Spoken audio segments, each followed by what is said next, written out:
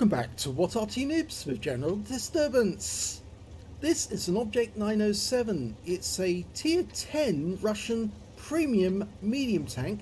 It's located on the south spawn of mines, and this one is under the command of Awppenheimer. And unlike in the previous battles where he had his teammates with him, on this one he's fighting alone. Well, with 14 other teammates. Game on. Well, this is quite an interesting tank, the Object 907, because it was an advanced project to replace the T-54/T-55, and they designed the tank, but they said it was way too complex, and then they just cancelled it in the end because of the complexity. It's got a very interesting designed hull. Oh, shot on the Leopard. Yeah, it gets one in. It's a 100mm gun, capable of 320 alpha, and it will penetrate through 264mm of armour. It's got 2 shots into the prototype, but remember the prototype's got very thin armour, so he's not going to stand up very well. Oh, Arty! We've had to use our first aid kit straight away to get rid of the stun, otherwise we would be at a disadvantage. Oh, AMX M451 takes him around through the lower plate for 314. Go for the cupola. Yeah, gets it. 355 high rolls. Can he get another shot in? Yeah, well, he tracks him.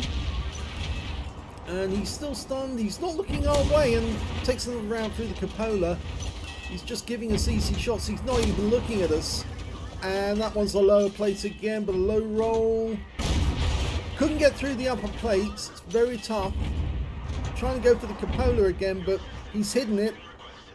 That's not part of the hitbox, at least. I'm not sure it is part of the hitbox. Just make out the cupola over the top, but I think that's the viewports. None of the other enemy have tried to come up onto the hill so far. He could actually try and go up onto the heights here and look down, but I think he's going to try and go round behind the enemy and shoot them from behind. Oh, now he's got the Wizzy 120 from the distance. I don't think he can see us because we're too far behind the bushes. So he's now going to attack this enemy who's trying to stop our teammates coming in. Oh, gets the rear of an A phase 1. Can't get a shot there, but he can get the T110E3. He's turned around, fires into the A phase 1 again. Go for it again. Oh, he took a big hit from the A phase 1's 120mm, but it's a low roll. And he gets another one in. Can he get the kill shots? No. Well, it's not likely to get a kill shot, actually, for that matter. But he pulled back.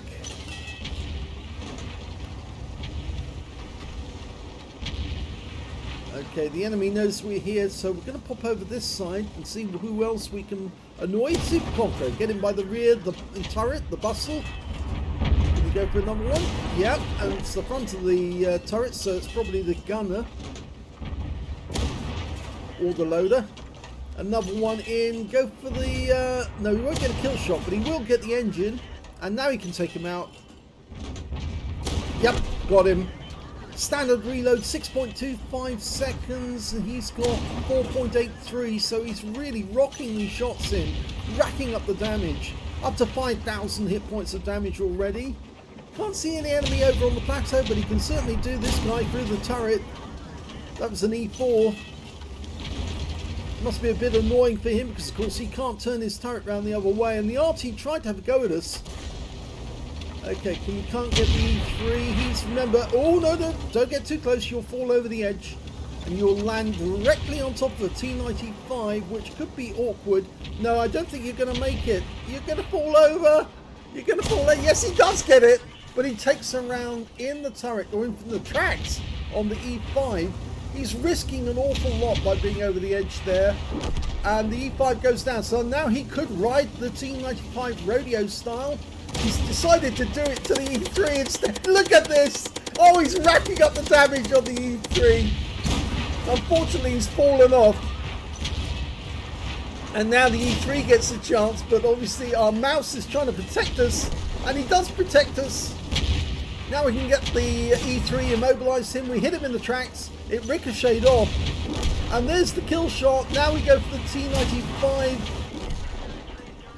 And we couldn't pen him, but that was the end of the game. Oh my god, look at that. Round through the turret.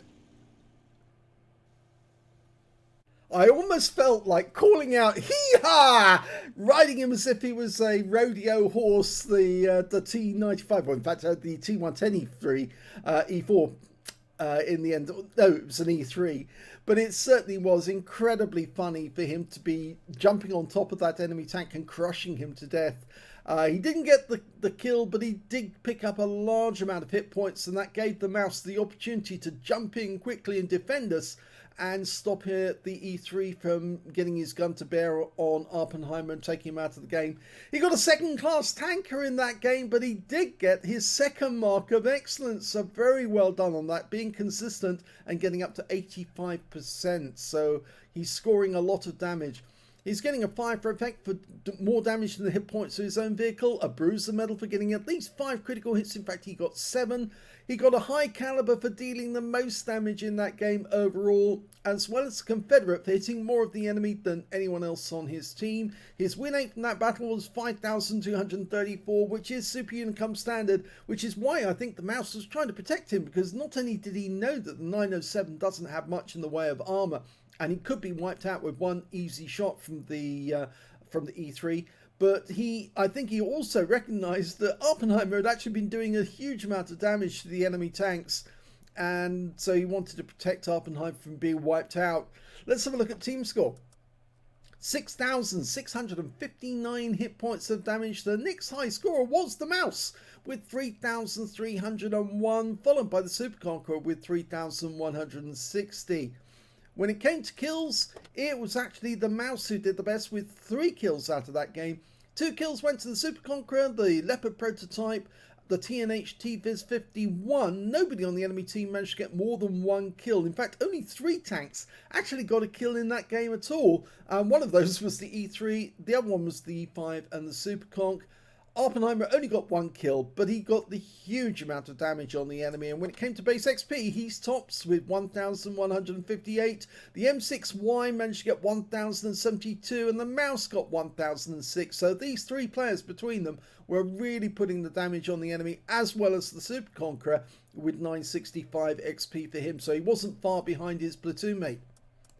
Awppenheimer fired 29 rounds in that game. Every round hit the target, but only 20 of them actually penetrated the armor.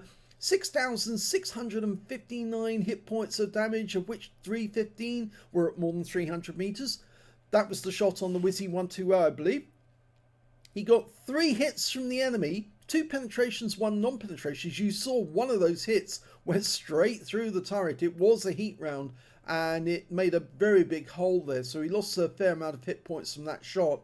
And 1 non-penetrating shot as well. 2 hits by way of splash damage. The enemy Arty was trying to have a go at him, but just couldn't connect. 2 enemy vehicles spotted, 8 enemy vehicles damaged, 1 killed, so there's his 6 difference, or at least a 7 difference in that one for the Confederate medal. 894 hit points of damage assistance. He earned 91,406 credits for the game on a premium account, got 45,703 from personal reserves, a total of 137,108 credits altogether. And even though he did fire some premium rounds in that game, and he needed to if he was going to get through the armor of some of those tanks, he still made a profit of 17,399 credits. He got 35 bonds for the achievement, 3 bonds for this being a tier 10 vehicle, and so 38 in total. 1,737 XP, 87 for this being a premium vehicle, 1,737 from personal reserves, took away 3,561 experience points altogether. The 907 is an interesting tank. It's when you look at the model, you say, that's a boat. Yes, it's boat-shaped, the hull. And that's one of the reasons why it was quite innovative, because the idea was to create a hull that would actually deflect shells into the ground, or just deflect them away so they wouldn't go into the hull compartment. The turret was a nicely rounded cast turret, which you can see produces huge amounts of armor. Its only impacted armor is 228. Because of that nice rounding effect of the casting, it actually comes out way higher. And you can see here the maximum armor reaches about 420 millimeters at some points. And if you look at the mantlet there, yes, it's 288 there, going up to 3, goes up to 500 there, right at the top, 584. The upper part of the hull, the upper plate, the upper glacis, 110mm impacted armour, but the effective armour with the angling is 187. The lower plate, we look at it straight on, it's 110mm of armour, but the effective armour is 204 because it's so heavily raked back. The sides, you can see that it's very well angled there, and as a consequence, shells hitting the side of this vehicle are going to have a hard time trying to penetrate because the impacted armor is 100mm, but you're getting effective armor of about 160, 170, and the shells are more than likely going to get bounced down into the tracks or into the ground altogether. Side of the turret is 180mm, but effectively it comes out quite a bit more, 220 or thereabouts. The engine deck, you can see 100mm, but it's still 177. If you go around the rear of the tank, the rear of the turret can be penetrated, 46mm, effectively coming out at 61. So it's very light on armor at the rear of the vehicle, and the rear of the tank itself, 45mm, coming out at about the same because it's kind of flat-sided there. You can see that the cupolas, unusually, are actually fairly strong. 230mm of impacted armor around these cupolas. So it's not really a good idea to aim for the cupolas on this tank, simply because you're more than likely going to have difficulty trying to punch through, unless of course you've got the premium rounds. The top of the turret, again, because of the well angled, even though it's fairly thin on top of the armor on top of the turret, only showing 20mm there, the effective arm comes up to 50, plus the angle is so acute, you're more than likely going to ricochet off. So yes, difficult to penetrate it, but the best place to pen this tank from the front is actually the top of the turret if you can get the chance. Either that or try and go for the lower plate, because that's another fairly weak spot. Upper plate's about the same. Sides of the vehicle still fairly strong. It's a difficult tank to penetrate unless you can get behind it, but of course it is a medium, so it does maneuver fairly quickly. So if you do face one of these from the front, try and aim for the top of the turret, but not for the cupolas, because you might have difficulty with them. Let's have a look at the modules. Okay, again, we've got this boat-shaped hull. We've got the driver sitting up front in the centre, and two fuel tanks either side of him in the hull. Now, as I said, he's fairly well protected, but if you can punch around through that lower plate, you're actually going to hit the driver, more than likely if you aim for the centre for the lower plate. We've got the gunner on the right-hand side of the vehicle in this one, with the commander in the cupola behind him. So look for the cupola with the viewports. That's the one where the TC is. On the other side of the tank, we've got the loader, and the ammo racks are actually in front of the engine, but in the hull. So again, it's difficult to get shells in here because of the boat-shaped hull, but we've got the ammo racks, then we've got the engine. So if you aim for the rear of the vehicle on this one, and you do punch through, you're either going to hit an ammo rack, or you're going to hit the fuel tanks. And the fuel tanks are either side of the engine, which is right in the centre with the transmission there. There's another ammo rack down below in the hull, but it's difficult to get at that one because of that angled armour. So there's no easy solution to make this tank pop its top. I guess the best place to aim is just underneath the turret, at the back of the turret, in the hull, because that's where you're most likely to get an ammo rack if you can get through that area there. But you'll probably need premium ammo to do it, and if you're aiming for the rear, you'll probably get the fuel tanks, either that or the ammo. So that's where all the modules are on the Object 907. I hope you enjoyed that replay. If you did, please give this video a like. Do subscribe to our channel. Leave a little comment down below because it feeds the algorithm. And please do let other people know that we're giving all of the revenue from this channel to the Red Cross Ukraine appeals. So do watch as many of our videos as you can, because then we'll send all the receipts off to the Red Cross. And we are posting proof on the What Arty Noobs Facebook page and the What Noobs page, so that people can see that we have made the donations. So please watch as many videos as you can, and you're helping the Ukraine refugees. Thanks for watching.